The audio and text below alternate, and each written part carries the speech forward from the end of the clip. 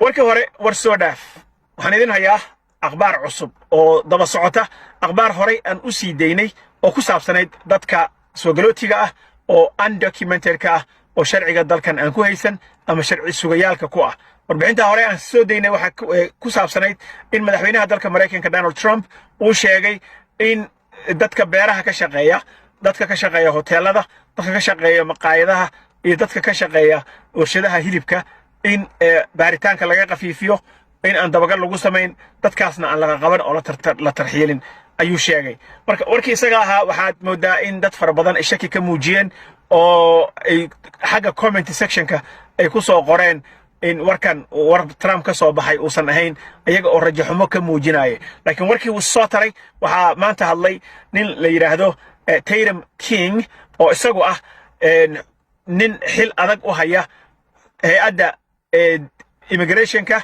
iyo homeland security-ga waxaanu u qaabilsan yahay qaybta baaritaanada oo soo baarta dadka soo galootiga ah in ay sharciga ay haystaan meesha ay ka shaqeeyaan sida ay u nool yihiin addresskooda iyo waxooda maxkamadooda heerkay u marayso ninka investigation unit-ka u qaabilsan ayaa maanta soo baxay oo hadlay ninkaas wuxuu sheegay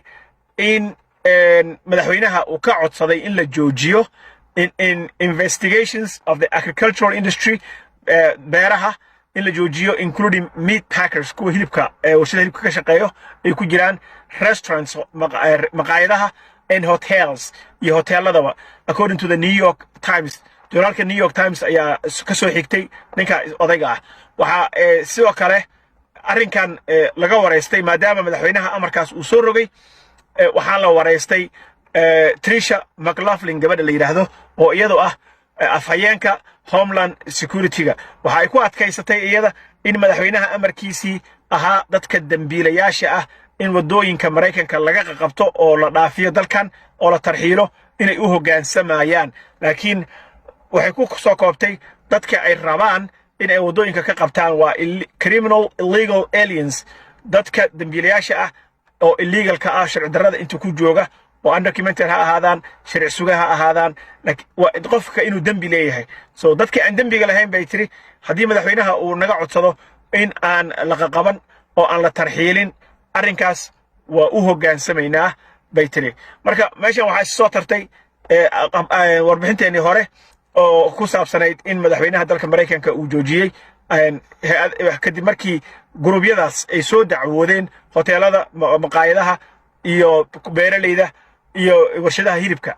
madaxweynaha dalka in uu u hoggaansamay arrinkii isaga ahaa oo isagana uu amar ku siiyey qolyaha ICE iyo qolyahan homeland security inay joojiyaan qabashada dadka cleanka ah oo darbika boodka ah ama undocumented-ka ah oo social security-ga qaatay work permit-ka qaatay warqadda shaqada sida caadiga isaga shaqaysta wax dambiya aan lahayn cashuur bixiyaal ah dadkaas in laga leexdo ayuu sheegay madaxweynaha waxaan ku faraxsanahay inaan uu ku soo daro maqaayadaha hoteelada iyo warshada hilibka marka dad badan oo hilibka ka shaqaysta jira oo hadda dhow sharci qaatay oo shaqooyinka kale oo Mareykanka ka jira wali aan u dhaqaaqin xaggooda sababtoo ah meeshooda ay ku gabanayeen cabsi fara badan ayaa dadkaas soo wajihi jirtay marka ay u shaqo tagayaan shaqadooda iyo marka ay ka imaanayaanba so dadkaas waxa laga joojiyay baa la yiri marka loo fiiriyo hadalka ninka odayga ah ee Tatum King